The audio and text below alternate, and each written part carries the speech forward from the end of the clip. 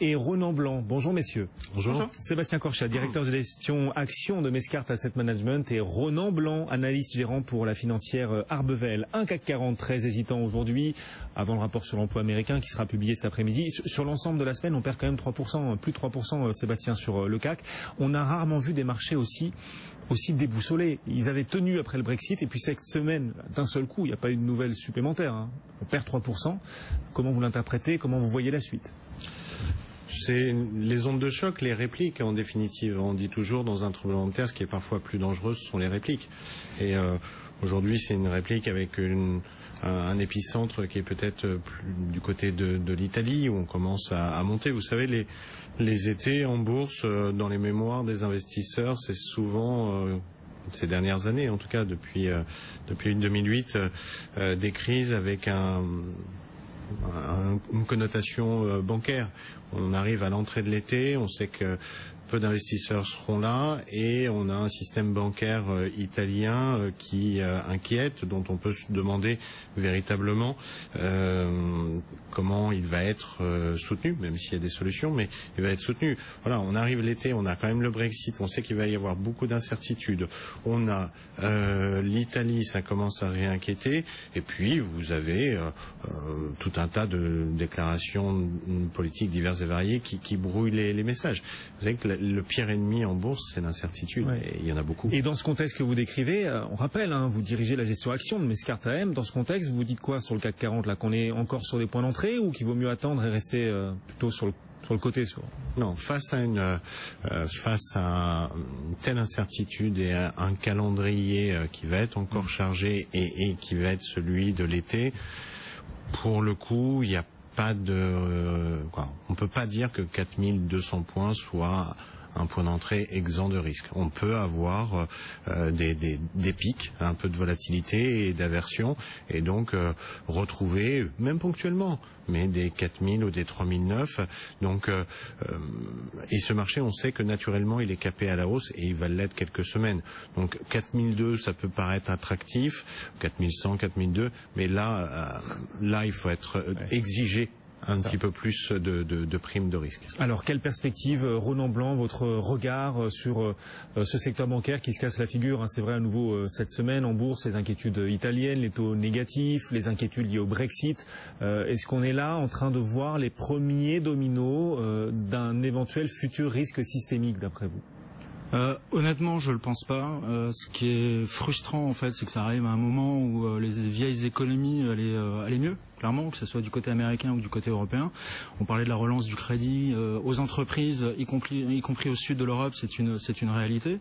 La problématique des banques italiennes et de Montepaschi en particulier, c'est qu'aujourd'hui, on a mis des règles en place qui, quelque part, freinent, voire empêchent les États de renflouer des établissements en difficulté. C'est l'union bancaire, notamment. Les prêts douteux, parce que c'est ça qui pose problème en Italie. Montepaschi, c'est 50 milliards. La BCE a mis un coup de pression pour que ces 50 milliards deviennent 12 dans un horizon assez rapide, puisque c'est 2018, donc 2018 c'est après-demain.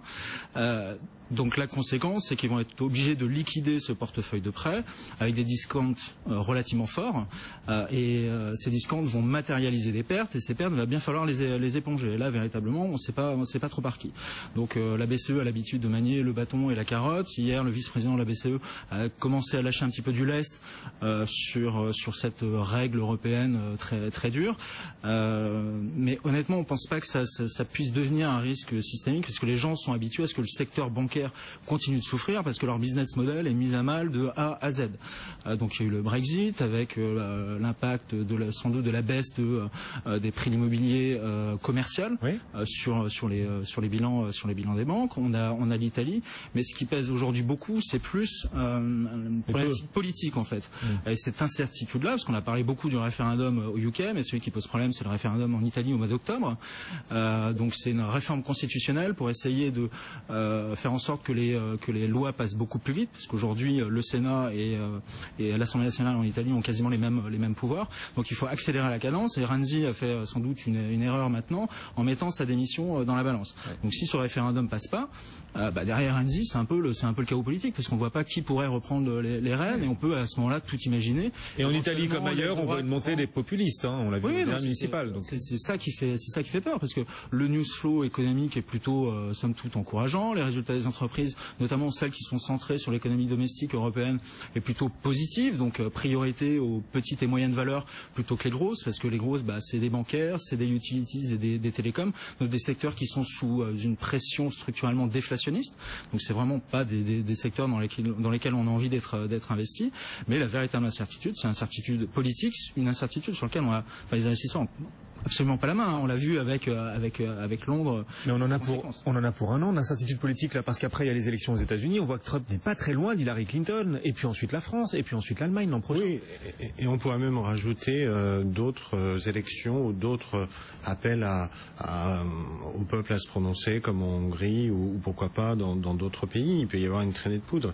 Et c'est là, je vous disais, l'incertitude, c'est le pire ennemi de la bourse, et c'est une incertitude en plus politique. Et imaginez bien qu'avec les erreurs de sondages qui ont pu être faites, notamment sur le Brexit, dans le cadre de prochaines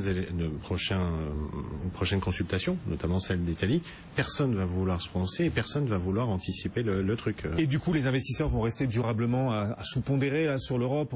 Voilà, ça va devenir presque structurel pendant plusieurs trimestres, cette éventuelle sous-pondération là qui est en train de se mettre en place vis-à-vis de l'Europe. C'est difficile pour des investisseurs internationaux de repondérer l'Europe aujourd'hui, alors que sur le papier il y avait tous les éléments pour le faire. Donc c'est vrai qu'on reste centré sur la croissance accélérée. Maintenant on a la BCE qui est toujours à la manœuvre, qui rencontre des difficultés même dans le déploiement de son programme d'achat d'actifs. Ce qu'on note encore une fois, c'est que oui, priorité aux petites et moyennes valeurs centrées sur l'économie domestique, c'est les actifs plutôt à rendement, donc le crédit aux entreprises notamment, puisqu'on a ce put de la BCE qui vient pousser les valorisations sur cette classe d'actifs.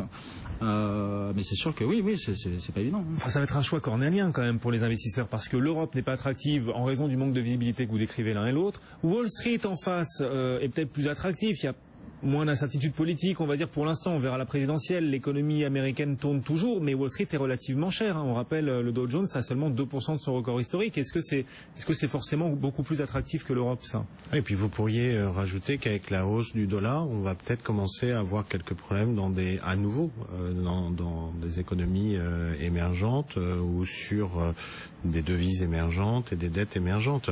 Et vous comprenez mieux dans ce cadre-là l'effet un peu, je vais qualifier de position fétale du marché qui se remet comme il peut sur alors les États-Unis, c'est son marché de je dirais de repli, déjà pour les Américains eux-mêmes, les États-Unis, et puis des valeurs, alors on citait certains secteurs, mais des valeurs comme les matières premières et autres, et parmi elles l'or, et puis le bout. Donc on voit le marché, même si il baisse pas énormément, si on regarde, on est revenu sur les points, sur les derniers points bas, mais il a un comportement ultra défensif. Même la hausse de ces derniers jours à Wall Street qui fait grappiller quelques points et qui nous permet nous d'éviter quelques séances catastrophiques, se fait sur les valeurs défensives aux États-Unis. Donc on voit vraiment qu'il y a un repli. C'est pas un marché qui est en position acheteur. Et on constate en effet que même dans les récentes séances de hausse là en Europe, parallèlement, les investisseurs continuaient de se ruer vers les refuges. L'or parallèlement continuait de monter et les obligations continuaient de toucher de nouveaux plus bas. L'avantage de l'or, c'est certes ça rapporte rien, mais c'est pas en rendement négatif quoi.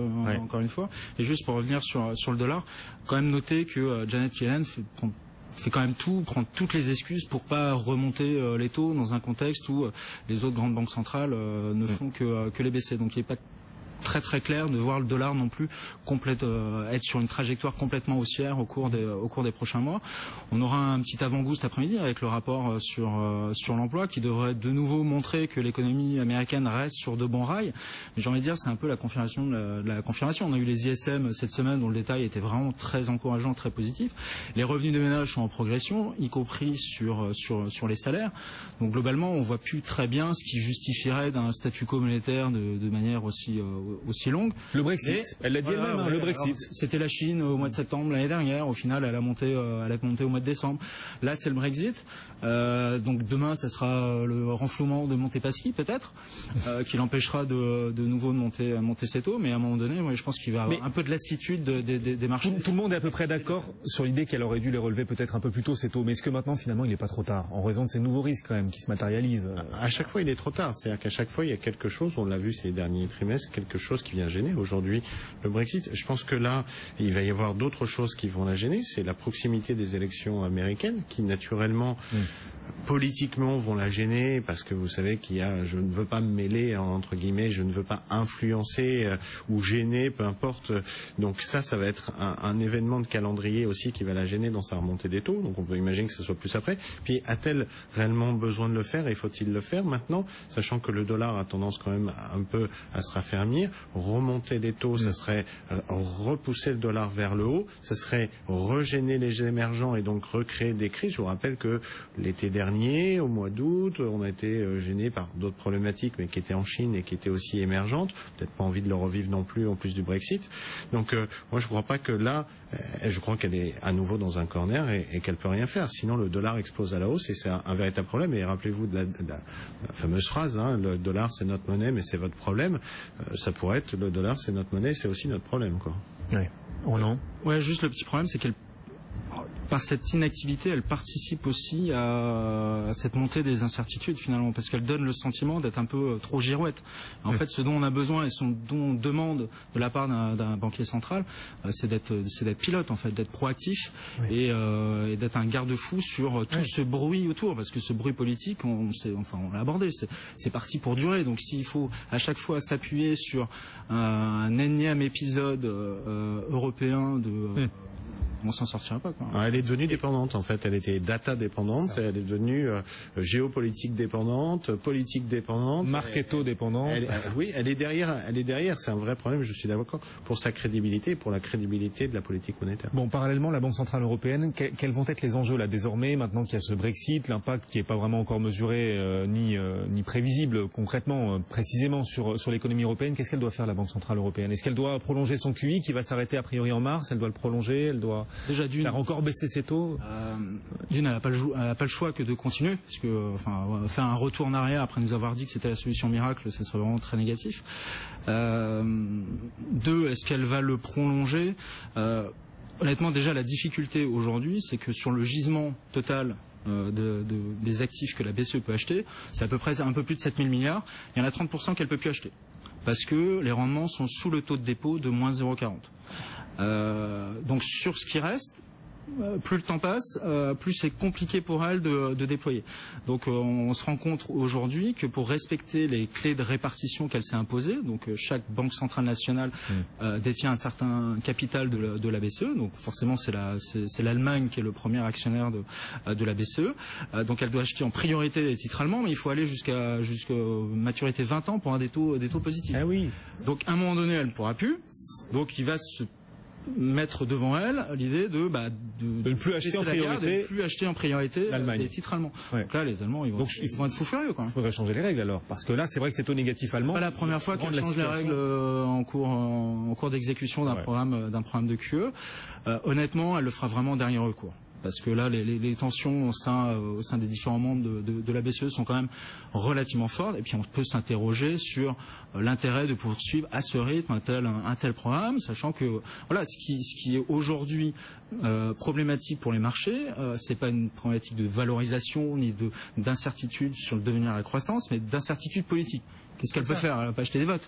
Donc, mais parce que parallèlement, c'est vrai, sur la croissance, il n'y a pas tellement d'incertitude. Elle est toujours là, la croissance. On voit l'immobilier en France qui cartonne. Il y a un vrai redémarrage de l'immobilier, des indicateurs de confiance qui sont toujours plutôt positifs, sauf en Angleterre où ça plonge en ce moment. Mais enfin voilà, on a eu des baromètres de confiance des PME même réalisés post-Brexit qui restent tout à fait positifs. Sébastien, la dynamique européenne. Elle est là économiquement. Non, mais la dynamique. L'Europe est de retour économiquement. Exactement. Et la dynamique européenne est là. Et souvent ici même dans cette émission, ces dernières semaines, ces derniers mois, je vous faisais état, parfois de manière un peu contrariante, mais je vous faisais état de ces petites pousses vertes qu'on voyait. Elles sont là, elles arrivent, et elles grandissent. Malheureusement, au moment où elles arrivent, on a un coup de gelée. Et c'est pas. Mais pour l'instant, on va voir semaine après semaine. Je pense qu'économiquement, il n'y a pas de raison de s'inquiéter plus que ça, au-delà de peut-être certaines relations et certains secteurs très clés avec la Grande-Bretagne. On peut penser par exemple à l'automobile pour l'Allemagne ou même pour la France. Bon, il peut y avoir quelques éléments de perturbation, mais il va y avoir quand même cette incertitude au niveau général. Et je crois que la BCE l'a même rappelé que ça pouvait, ce Brexit, il peut quand même coûter 0,3, 0,4% de croissance. C'est quand même embêtant parce qu'on n'était pas très très fort. Mais il n'y a pas de catastrophisme, je vous l'accorde, et c'est quand même un point de soutien. C'est peut-être pour ça d'ailleurs que les marchés européens peuvent pas s'enfoncer au-delà d'un certain niveau, parce qu'on n'est pas... Oui, il y a une décote, oui, il y a une incertitude, mais on n'est pas dans une crise en 2008 qui génère un cercle très vicieux et qui impacte la croissance. C'est la question que je posais tout à l'heure à Antoine Larigauderie et François Monnier. Pour l'instant, on n'a pas d'effet domino trop fort, trop puissant en Europe après ce Brexit, même si des fonds immobiliers ferment en Grande-Bretagne, bon voilà, et qu'il y a des inquiétudes sur l'Italie. Pour l'instant, on n'est pas encore sur un risque systémique. Mais est-ce que vous arrivez l'un et l'autre à identifier le domino qu'il ne faudrait vraiment pas voir tomber, parce que sinon là, si celui-ci tombe, on serait sur le déclenchement du risque. C'est l'Italie, oui. C'est l'Italie. Si le référendum ne passe pas et que c'est le référendum le domino politique, on peut imaginer un nouveau Premier ministre qui appelle à un référendum à la britannique sur l'appartenance de l'Italie à l'Union européenne. Ça, c'est le scénario. C'est un vrai scénario fort, ça?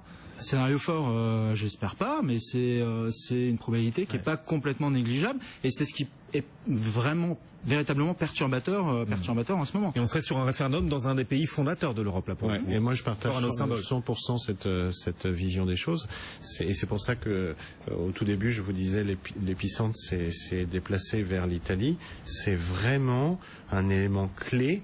Après avoir perdu l'Angleterre, point important, si vous perdez un des éléments fondateurs, effectivement vous avez dit l'Italie. Alors là, ça va devenir très très compliqué pour la zone euro, surtout qu'on sait qu'en Italie, politiquement, c'est très instable, et ça le sera encore plus, parce que si le référendum est négatif, ça voudra dire qu'il n'y aura pas de réforme constitutionnelle, et donc ça prolongera cette instabilité politique, parce que la réforme, le problème c'est que le référendum, il a un but logique sur une réforme pour apporter de la stabilité, et ça peut se transformer en plébiscite ou non pour ou contre l'Europe. Donc quelque part, moi ma conclusion c'est il faut vite sauver le soldat Renzi, parce que c'est l'élément clé là. On achète plutôt des obligations du coup dans ce contexte, même si les rendements sont très faibles, plutôt les obligations que les actions, Ronan, chez... Encore une fois, la priorité est sur ce qui va bien, donc l'économie domestique. Preuve du contraire, et les résultats devraient nous le confirmer, continuent de être des signaux encourageants. Donc ces petites et moyennes entreprises centrées sur l'Europe, et sur la partie crédit, nous on n'est pas présent sur la partie d'État, bien évidemment, qui rapporte rien. Même sur les durées longues, qui rapportent encore un peu. Vous prenez un vrai risque de ce qu'on appelle de duration. Donc les taux longs vont pas remonter tout de suite, bien évidemment, mais aujourd'hui le marché est très laxiste sur les anticipations d'inflation. Par exemple, l'anticipation d'inflation à 10 ans en France, c'est de l'ordre de 0,75% par an. Donc c'est vraiment très très faible. Donc c'est biaisé par les achats de la BCE, mais là encore, à un moment donné, ils vont aussi les réduire. Donc priorité sur la partie crédit, tout ce qui est high yield plutôt au rendement, haut du panier, et hybride corporate, mais pas de financière. Pas de financière. Vous non plus, vous évitez les financières, Sébastien, toujours. Même si elles sont très décotées. Moi, j'aime pas j'aime pas être trop binaire entre guillemets, c'est-à-dire on le voit actuellement, le marché de lait, c'est-à-dire qu'il vous met d'un côté les financières, l'auto, etc., puis de l'autre côté il se reporte sur les valeurs de croissance. J'aime pas ça parce que les retours de bâton sont souvent violents. Donc oui à la sous-pondération, non à l'exclusion totale. À consommer, mais avec modération. Voilà, c'est beaucoup de modération, on va dire. Beaucoup de modération. Merci à tous les deux pour ce face-à-face. Sébastien Corchia pour Mescart AM et Sébastien, oui, d'accord, et Ronan Blanc pour la financière Arbevel. Merci Ronan, merci Sébastien. Bon retour à tous les deux. Le CAC 40 toujours en hausse.